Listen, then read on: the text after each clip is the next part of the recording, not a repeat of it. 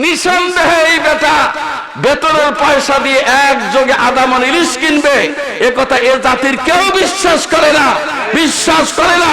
এ বেটা চিটার বেটা, এ বেটা বাটপার, এ বেটা লম্পট, এ বেটা তস্কর, এ বেটা জাতীয় শত্রু, বেটা ঘুষখোর।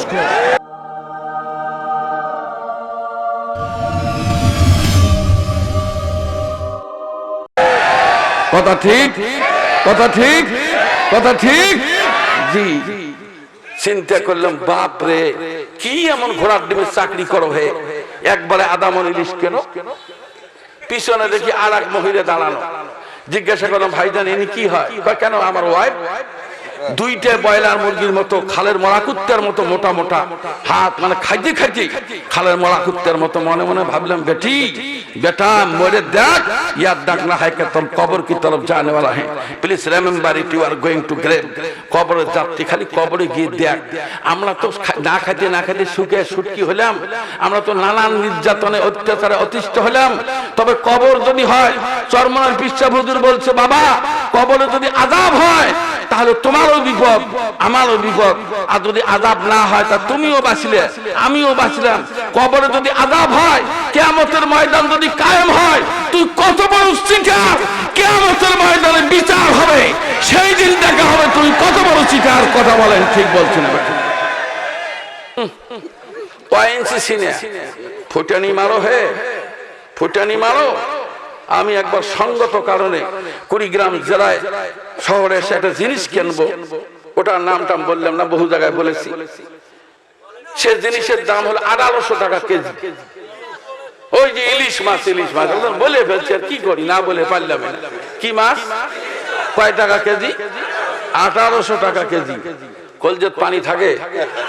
ওরে বাপ রে, কয় কি বেটি এসছে নাই, আর বেটি খাবে ইলিশ মাছ। এ পকেট খোঁজ করি, ও পকেট খোঁজ করি, চতুর্পাশে খোঁজাখুঁজি করি, এখন একটা নেবো না অর্ধেক নেবো, নানান চিন্তা। এই সময় এক ভটকা লোক মোসারু ওখানে এসে হাজির। ইলিশের কেজি কত? স্যার 1800 টাকা। আমাকে আধা মন দাও। ওই একলা কিনবে আধা মন। আচ্ছা কোন ইতিমের মতো দাঁড়িয়ে থাকলাম, মাছ বিক্রেতা আমার দিকে একবারও আর দেখে না, চুপচাপ মতো আসি। কি রে ব্যাপার কি? এ লোক আধা মন ইলিশ কেনে। তা কানে কানে জিজ্ঞাসা করলাম ভাইজান আপনি কি করেন, এটা কি অন্যায়? উনি হ্যাঁ। তো বললাম ভাইজান কি করেন তাই জিজ্ঞাসা করলাম। কেন? চাকরি করি। আমিও যে একজন অ্যাসিস্ট্যান্ট প্রফেসর। জিজ্ঞাসা করেন প্রিন্সিপাল হুজুরকে আমি কত টাকা বেতন পাই? আমি কি 20-30 হাজার টাকা বেতন পাই? হ্যাঁ, তারও বেশি টাকা বেতন পাই। 1 কেজি ইলিশ কিনতে হার্টের বিট বেড়ে গেল, হার্টের ডাক্তারের কাছে যাওয়া লাগে, কিন্তু আধা মন ইলিশ। তার মানে কি? এই যে thank you very much, very much, very much, very much. এ ভাইরা, তার মানে বোঝা গেল আমার ভাইরা, আমার আল্লাহ বলেন সুম্মা আওরাসনাল কিতাবাল্লাযীনা তাফাইনা মিন ইবাদিনা। আল্লাহু আকবার। যারা বলেন আল্লাহু আকবার। সূরাতুল ফাতির মাক্কিয়া, যে আয়াতটা বললাম সূরা ফাতিরে পাবেন। এই আয়াতের তাফসীর পড়ে দেখবেন, আমার গাড়িতে তাফসীর আছে, নাহলে আমি এখনই দেখাইতাম। এই তাফসীরের মধ্যে লিখতে গিয়া আল্লাহর নবীর একখান হাদিস টেনে আনা হলো। বিশ্ব নবী বলেন যারা পবিত্র কোরআনুল কারীমের ওয়ারিস, তাদেরকে কিয়ামতের ময়দানে আল্লাহ পাক এক জায়গায় করবেন। ওয়ারিসের আবার ভাগ আছে, তার মধ্যে ফার্স্ট ক্লাস ওয়ারিস যারা, এরা হলো আলেম ওলামা।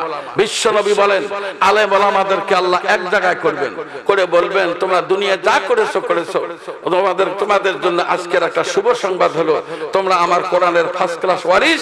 কম বেশি যতটুকু সম্ভব তোমরা জীবনে তা মেনে নিয়েছো। মদিনাওয়ালা বলেন কিয়ামতের ময়দানে আল্লাহ পাক ডিক্লেয়ার দিবেন আলেম ওলামার কোনো বিচার হবে না, বিনা বিচারে বিনা হিসাবে আল্লাহ পাক জান্নাতে পৌঁছায় দিবেন। সুবহানাল্লাহ, সুবহানাল্লাহ, সুবহানাল্লাহ। আমার ভাইরা কষ্ট পাইতেছেন? কষ্ট পাইতেছেন? জি, বিশাল আয়োজন, একটা ইন্টারমিডিয়েট লেভেলের প্রতিষ্ঠানের সামনে বসেছেন। আপনাদের ছেলেমেয়েরা কি পড়ে একটু শোনা দরকার না, কি বলেন আমার ভাইরা? তো এখন যে কথাটা বলতে চাচ্ছি সেটা হলো সেই জাপানের সেই বিজ্ঞানী হুজুরকে গিয়ে বলল, হুজুর এরকম অবস্থা আমি দেখলাম কেন? হুজুর বললেন শোনেন, আপনি বলেছেন there is no God in the world, আল্লাহ বলতে কোন জিনিস পৃথিবীর জমিনে নাই, এ কথা আপনি বলেছেন ঠিক কিনা? বলে হ্যাঁ ঠিক। বলে তাহলে কেমনে আপনাকে জবাব দেই? আপনি জানেন না কুল্লু মাউলুদিন ইউলাদু আলাল ফিতরাত, প্রতিটা সন্তান আসলে সনাতন ধর্ম ইসলামের উপরে জন্মগ্রহণ করে। সন্তান যতক্ষণ পর্যন্ত মায়ের পেটে থাকে ততক্ষণ পর্যন্ত সে ইসলাম ধর্মের উপরে থাকে। আর আল্লাহর পরিষ্কার ডাক হলো, বান্দা ইসলাম যারা গ্রহণ করেছো, যারা তোমরা ইমানদার মানুষগুলি সবাই তোমরা রুকু করো, বান্দা সিজদা করো, দরকার সুবহানাল্লাহ।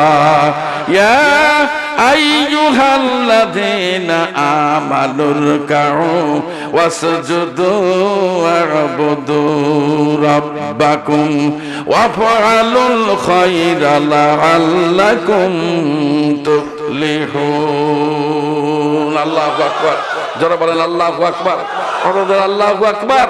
আমার ভাইরা, জাপানের বিজ্ঞানী এই কথাগুলো শুনে বলল সর্বনাশ, তাহলে তো ঘটনা তাই, কলেমা পড়ে হলো মুসলমান। এবার চলেন, আল্লাহ পাক ঘোষণা করলেন, নবী মানুষকে বলে দাও মানুষ তৈরি করেছি আমি। কে তৈরি করেছেন? কে তৈরি করেছেন? জি, মায়ের পেট থেকে বের করে দিলেন কে? কে বের করে দিলেন? বের করে দিলেন।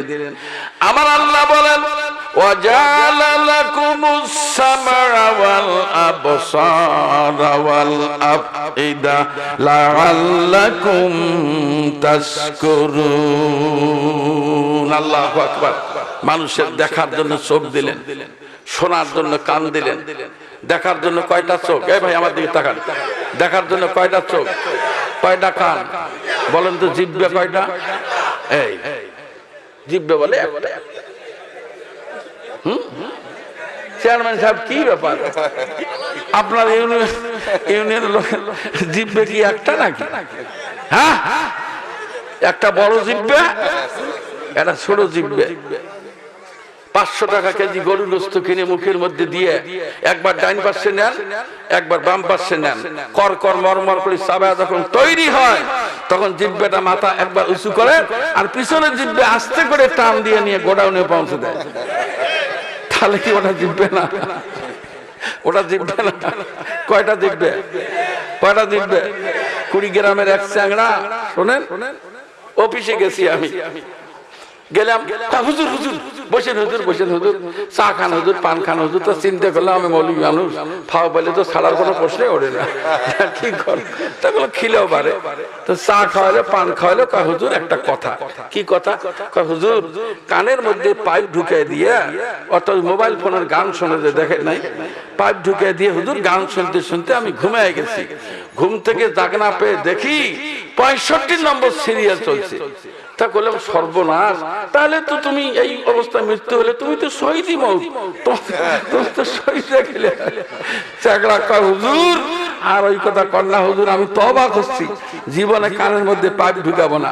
আল্লাহ দিয়েছে কান ওই গান শোনার জন্য, কথা কয় না পাবলিক, গান শোনার জন্য। আর চোখ দিছে আল্লাহ দুনিয়ার অকাম কুকাম এগুলো দেখার জন্য। যে না বাপজান, আমার আল্লাহ বলেন নবীজি চক্ষু দিলাম দেখার জন্য, কান দিলাম শোনার জন্য। এরপরে প্রতিটা মানুষকে আমি আল্লাহ আফিদা, আফিদা শব্দটা হলো বহুবচন, তার মানে প্রতিটা মানুষকে আমি আল্লাহ রব্বুল আলামিন দিয়েছি বিবেক। যেরকম সুবহানাল্লাহ, প্রতিটা মানুষের বিবেক আছে, আছে না নাই? কথা বলে আছে না নাই? আছে। বিবেক কি কাজ করে? বিবেক কিন্তু সঠিক কথা বলে। যে লোকটা মদ খায়, এই মদ খাওয়া লোকটাকে জিজ্ঞাসা করবেন, ভাই তুমি যে মদ খাও কাজটা কি ন্যায় করলে না অন্যায়? দেখবেন সে বলবে যে কাজটা অন্যায়, বলবে না? যে লোকটা চুরি করে তাকে যদি বলেন যে ভাই তুমি যে চুরি করো কাজটা ন্যায় না অন্যায়, ও কি বলবে? তার মানে ও নিজেও জানে। বিবেক মানুষকে ফাঁকি দিতে পারে না। সোনা সোনার চানা ভাইরা, বিবেক মানুষকে কোনোদিন ফাঁকি দেয় না। আমি সংক্ষিপ্ত আকারে যে কথাটা বলে শেষ করে দিতে চাই, আজকে আপনার বিবেকটা ঠিক মতো ভাবে পরিচালনা করার জন্য যা দরকার, এটা পবিত্র কোরআনুল কারীমের প্রয়োজন। মানুষের জীবনে পবিত্র কোরআনুল কারীম ছাড়া মানুষের বিবেক ভালো কাজ করবে না।